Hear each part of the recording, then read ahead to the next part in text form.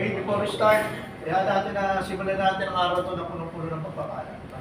Pakitapik at pakipaalala yung katabi mo, sabi may pagpapalang darating sa araw na ito. Sabi po sa Mateo 6:34, kaya huwag din yung ikabahala ang para sa araw ng bukas. Sa kanan ninyo ito alalahanin kapag dumating na. Sapat na ang bawat suliranin sa bawat araw. May dalawang bagay lang kung bakit daw tayo nalulungkot sa buhay. Una-una, palagi natin inaalala yung kahapon.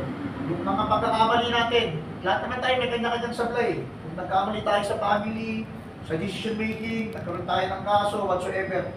Pero tandaan natin, pinatawad na tayo ng Diyos. Kaya kalimutan na natin yun. Kahapon na yun eh. Anong pangalawa? Natatakot sa inaharap.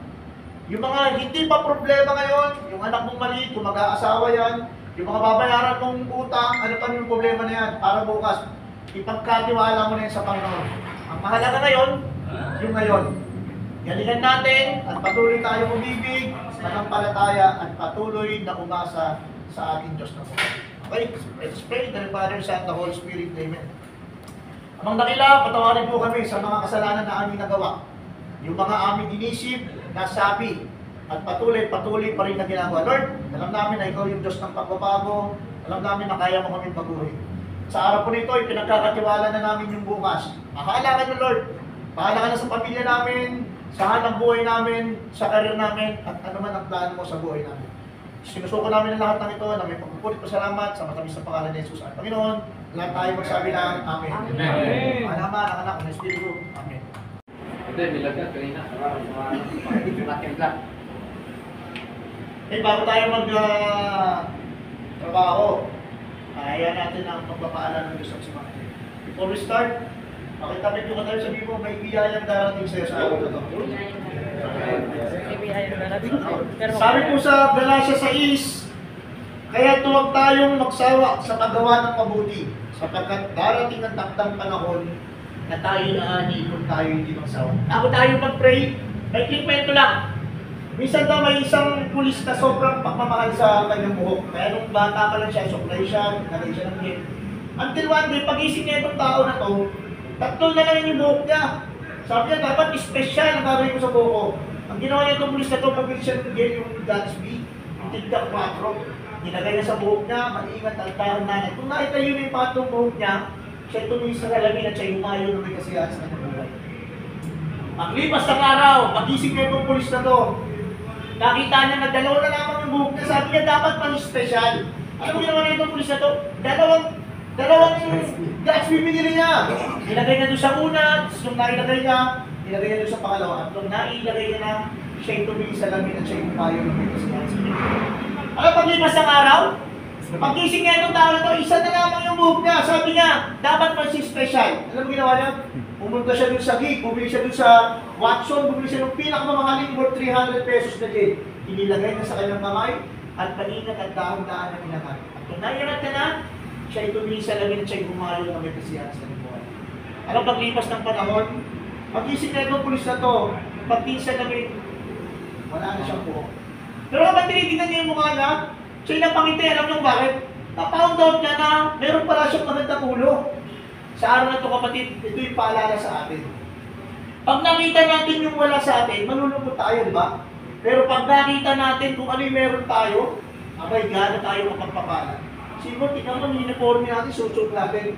Bago ka daw magreklamo doon sa anak mong makulit, tandaan mo, maraming tao na naglalangin magkaroon lamang ng anak. Bago ka magreklamo doon sa asawa mo doon na bumagera, tandaan mo, maraming tao na naglalangin magkakaroon ng makakapareha. At bago tayo magreklamo sa trabaho natin, tandaan mo, maraming tao nag-a-apply na maging pulis. At kung nagre-reklamo ka na sa buhay mo sa araw ko, tandaan mo, maraming tatay, maraming nanay ang pumipila sa PGH, ma-extend man lamang ng kaunti ang kanilang buhay. Tayo, pinagpala tayo sapagkat may opportunity pa tayo para mag-serve sa tao, sa pamilya, at higit sa lahat, makapag-serve pa tayo sa mga. Let's pray. The Father, Son, the Holy Spirit. Amen. Lord, thank you po sa opportunity na pinagkaloob mo. Ang maisuot namin ng uniform na ito, ang maging tatay, maging nanay, maging ate, maging kuya. Lord, sa araw po na ito, sinusugo namin ito na may panalangin, na may pasasalamat. We ask this in the mighty name of Jesus, Ulit sa nailan forever. Lahat tayo magsabi ng Amen. Amen. Father, Son, the Holy Spirit. Amen. Kaya sa lahat. Gabi sa atin lahat. Dumating na yung pagpapala nung sakot. Pero patigim na tayo, sabihin mo, may darating pang biyaya sa iyo.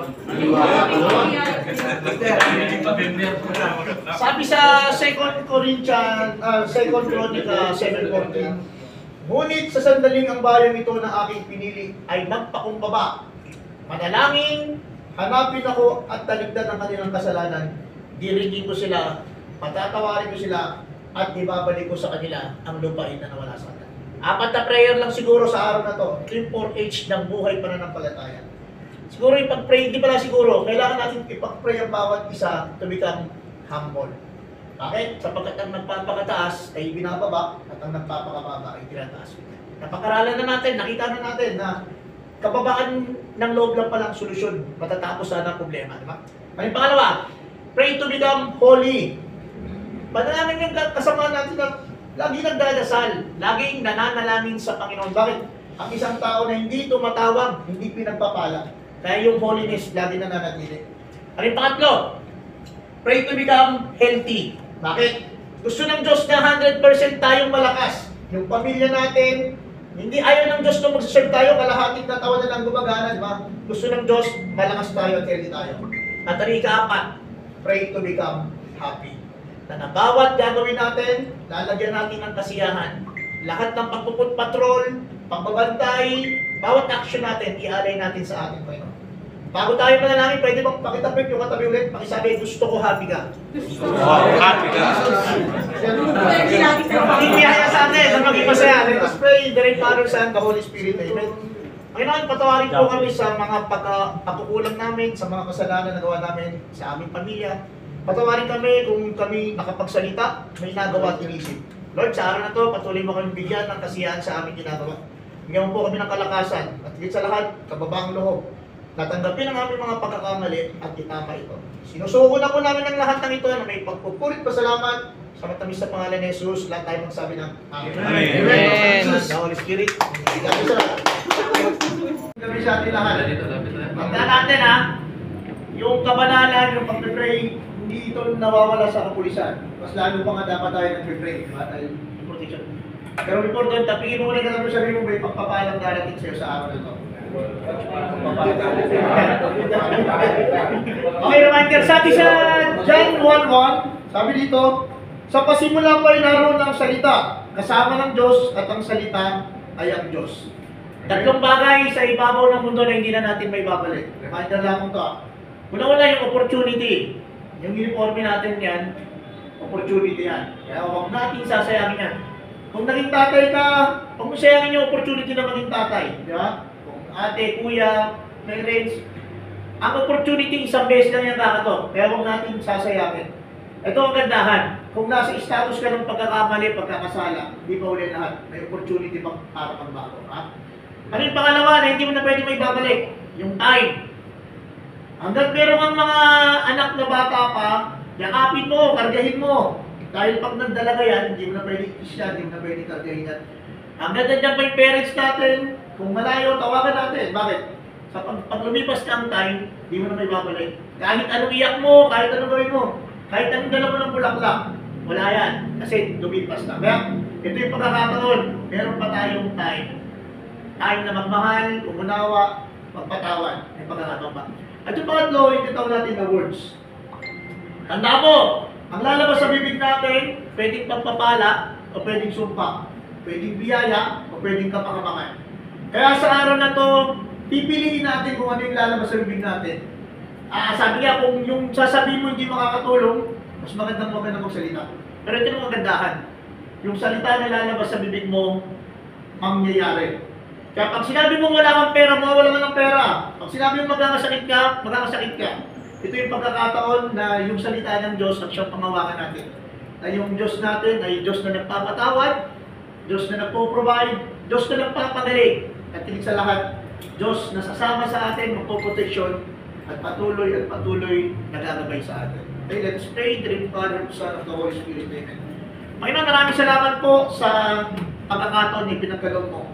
Panginoon, patuloy mo kaming bigyan ng time para sa pamilya namin, sa mga mahal namin sa buhay. At Lord, thank you for the opportunity na maisuot ang uniform na ito. Maging tatay, maging nanay, maging ate, maging kuya. Panginoon, patuloy mo kami gamitin sa iyong kasaan.